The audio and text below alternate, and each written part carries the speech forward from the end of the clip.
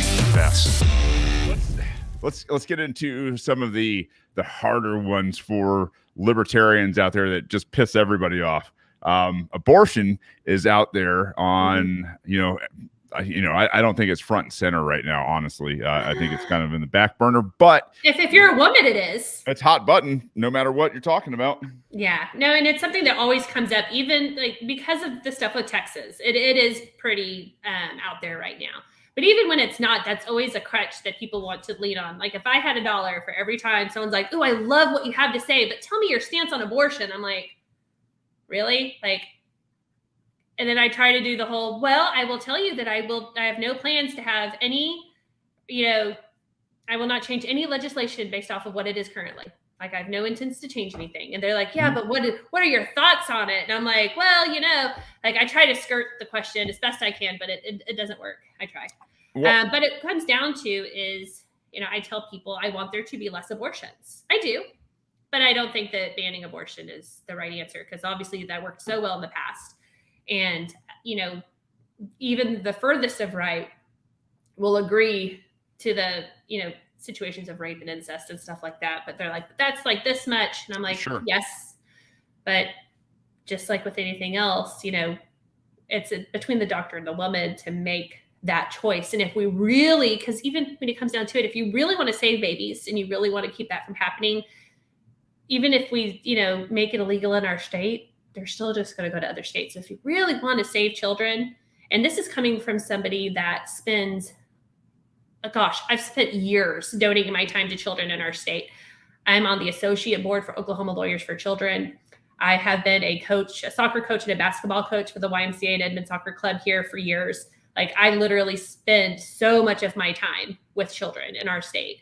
And what people don't realize is that we need to stop the unplanned pregnancies if you really want to make a difference. And there's ways that we can do that. And we're so quick to just like try to slap a Band-Aid or something or cut it off at the top. And I'm like, no, we need to start at the roots because let's say you have these situations where, they should just put them up for adoption. I'm like, if anybody who has any connection at all with, the foster system or the adoption system, we are at a deficit for available homes. We have, tons of children that are still in emergency placements because we don't have anywhere to put them. And then you're trying to add to that, like, I'm like, if you haven't adopted a child, don't talk to me.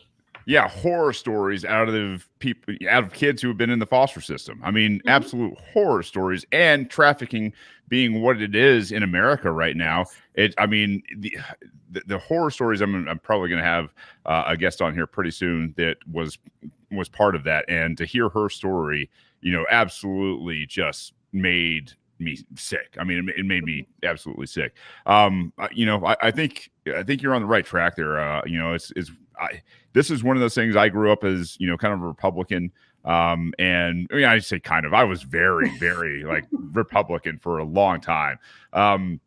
But the idea that the state being involved in this matter is going to make it better, right? Like when we all understand that they're murderers and thieves, the idea that they're going to stop murdering, is a fanciful idea. I mean, especially you look at the federal level, they spend $550 million plus on Planned Parenthood every year. I think that's the piece that a lot of people would love to say, hey, listen, I don't want this to, like I could probably get down with the piece where, hey, rape and incest and all this kind of stuff. Yeah. You know what? Okay.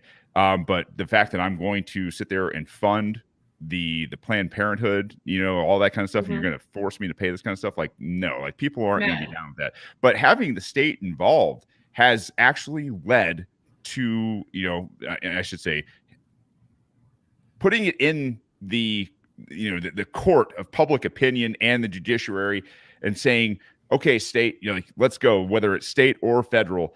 It's led to over 70 million babies being aborted, right? And that's just, that's a genocide in itself. But the idea that the state will ever fix this, it won't.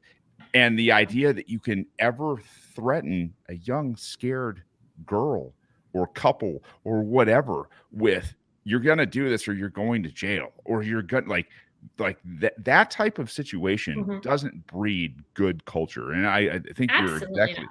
I think you're exactly right.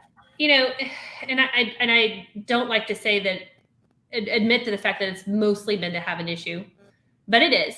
And the other thing that I always like to bring up too is we are told what to do with our bodies on multiple levels. You know, I had to fight to get my tubes tied in my late 20s, even after having 4 children. Wow. Because what if I changed my mind? And because within Oklahoma, like I couldn't even get my tubes tied when I had my youngest son, because it was a Catholic hospital. I had to have a whole nother appointment just to go in and get my tubes tied. And I'm like, I'm trying to not have any more children because I'm done.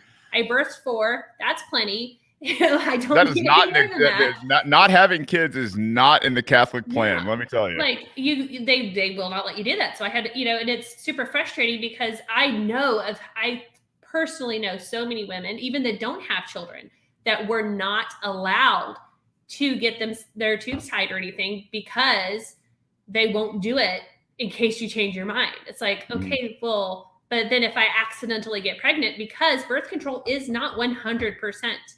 Okay. You can try to do all the right things. And if you end up pregnant and it's like, okay, well, I wanted to get my tubes tied and you wouldn't let me do that either. So like we're in a lose-lose situation.